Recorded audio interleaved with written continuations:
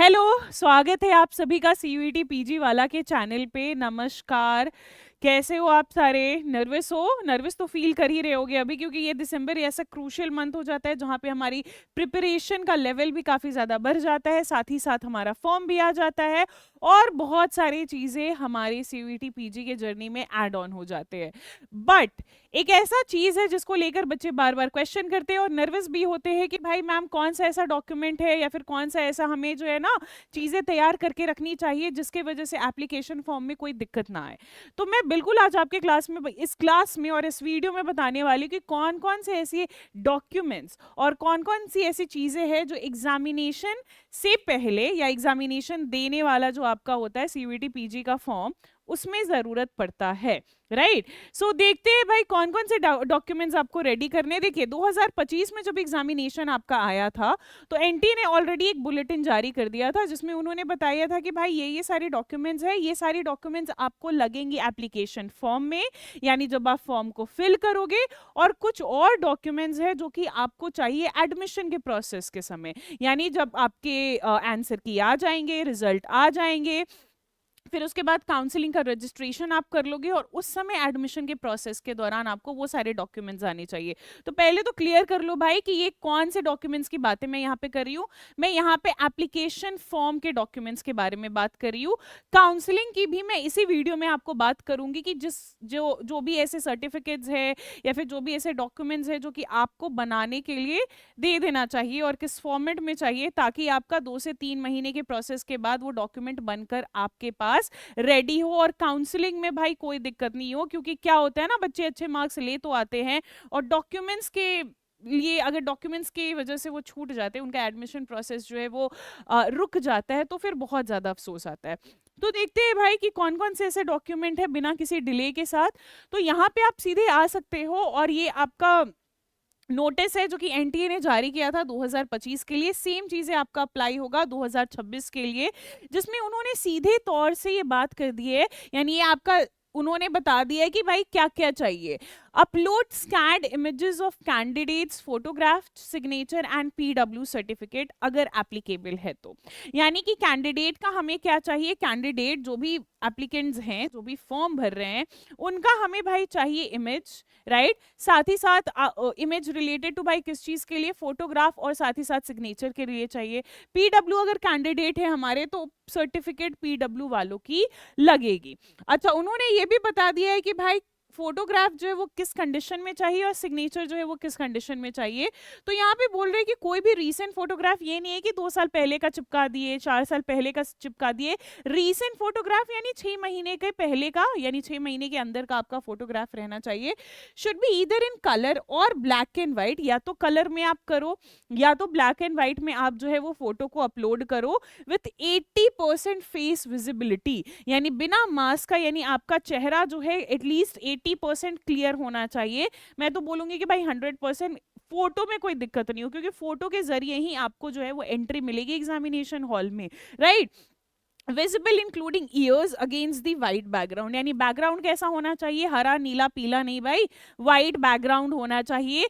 Face आपका clear रहना चाहिए, विजिबिलिटी सही रहनी चाहिए एटलीस्ट 80%। यहाँ उन्होंने ऑप्शन दे दिया है कि ब्लैक एंड व्हाइट हो या कलर हो, वो डिपेंड करता है आप पे, लेकिन रीसेंट फोटोग्राफ होना चाहिए। साथ ही साथ वो बोलते हैं स्कैन फोटोग्राफ और सिग्नेचर जो है वो जेपीजी या जेईपीजी के फॉर्मेट में होना चाहिए। एंड साथ ही साथ स्कैन फोटोग्राफ जो है वो 10 केबी से लेके 200 केबी, कोई कहीं पे भी आप क्रोम में या गूगल पे सर्च करोगे बहुत सारे ऐसे वेबसाइट मिल जाएंगे जो आपके केबी को रिड्यूस भी करते हैं, केबी के क्वालिटी को बढ़ाते भी, यानी इमेज के क्वालिटी को बढ़ाते हैं, साइज को बढ़ाते हैं, वो आपको मिल जाएगा। फिर स्कैन जो सिग्नेचर है वो आपका 4 से लेके 30 केबी। फोटोग्राफ की अगर आप बात कर लोगे तो वो 10 से आपका 200 केबी तक की चाहिए, लेकिन आप बात कर लोगे सिग्नेचर की तो वो 4 से 30 केबी तक का चाहिए। एंड अगर आप पीडब्ल्यू कैटेगरी में आते हो और आपके पास सर्टिफिकेट है तो ऑफकोर्स आप सर्टिफिकेट को स्कैन करके ही डालोगे।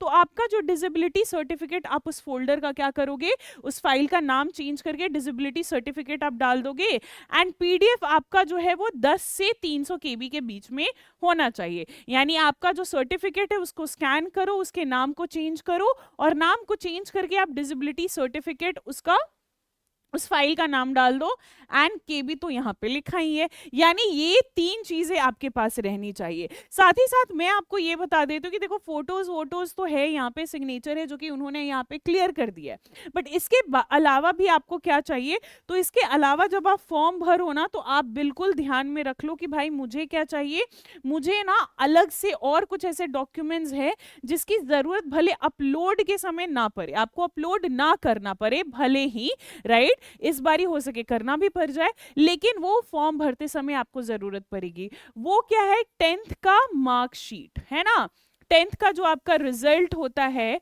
और साथ ही साथ 10th का जो सर्टिफिकेट। अब बहुत सारे बच्चों का क्या होता है ना कि 10th का रिजल्ट ही उनका जो है वो 10th के सर्टिफिकेट की तरह काम करता है, तो वहां पे भी सही है। एंड सेम आप 12th वाले केस में भी अप्लाई करोगे। अब बोलोगे मैम ग्रेजुएशन का लगेगा क्या, ग्रेजुएशन का नहीं लगेगा बच्चे, क्योंकि बहुत सारे ऐसे बच्चे हैं अपने लास्ट ईयर में है, लास्ट सेमेस्टर में है, या फिर लास्ट सेमेस्टर में जाने वाले हैं, तो वो तो अपियरिंग के फॉर्म में वो डालेंगे, राइट। ग्रेजुएशन का मार्कशीट हो गया और डिग्री वगैरह जो प्रोविजनल होगी आपकी, वो काउंसलिंग के समय लगेगी।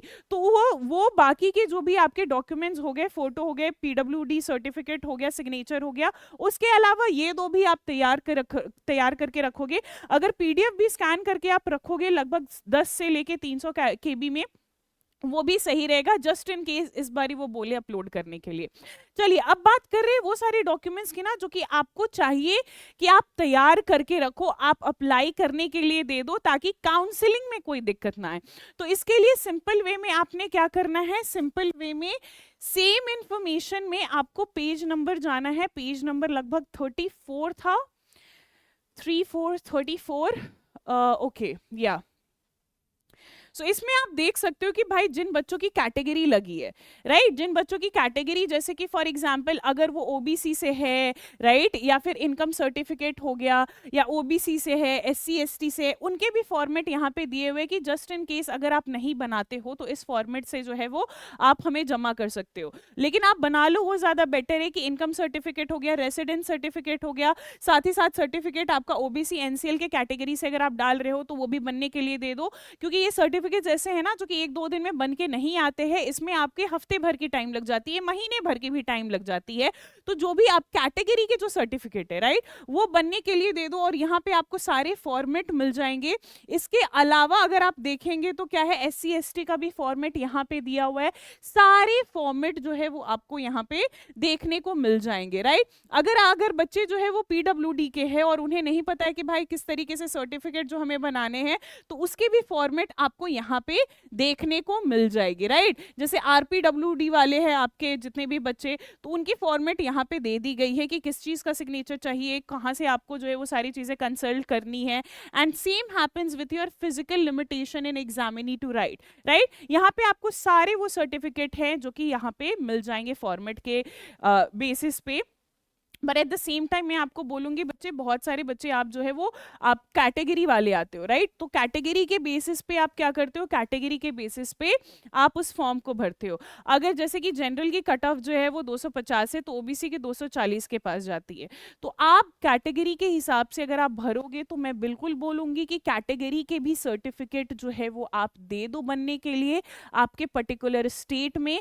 मेक श्योर कि 2 कैटेगरी के 2 सर्टिफिकेट आते हैं, ओबीसी एनसीएल या एसटी में, जहां पे एक आपका स्टेट सर्टिफिकेट बनता है और एक आपका जो है वो इंडिया का यानी सेंट्रल लेवल का सर्टिफिकेट बनता है। तो इस बेसिस पे मैम कौन सा सर्टिफिकेट काम आएगा, तो बच्चे जो सेंट्रल लेवल पे आपको केंद्र लेवल पे जो सर्टिफिकेट आपके कैटेगरी का बनता है ना वो काम आएगा, स्टेट लेवल वाला यहाँ पे काम नहीं आएगा। सो मेक श्योर कि आप ये जो है वो इतने डॉक्यूमेंट्स तैयार करके रख रहे हो ताकि आपके एप्लीकेशन फॉर्म में कोई रुकावट ना आए, आप जल्दी से एप्लीकेशन फॉर्म भर लोगे बिना कोई रुकावट के साथ, स्मूथली चीजें रन करेगी। एप्लीकेशन फॉर्म भरो, तैयारी करो, एग्जामिनेशन दो, फिर एडमिशन तो होगा ही और टीचर्स हमारे तो साथ में रहने ही वाले हैं, right. Thank you so much. I hope कि वीडियो ये वाली ना आपको इन्फॉर्मेटिव लगी होगी और सारे डॉक्यूमेंट्स तैयार करके रखना। मैं मिलूंगी अब आपको नेक्स्ट वीडियो में।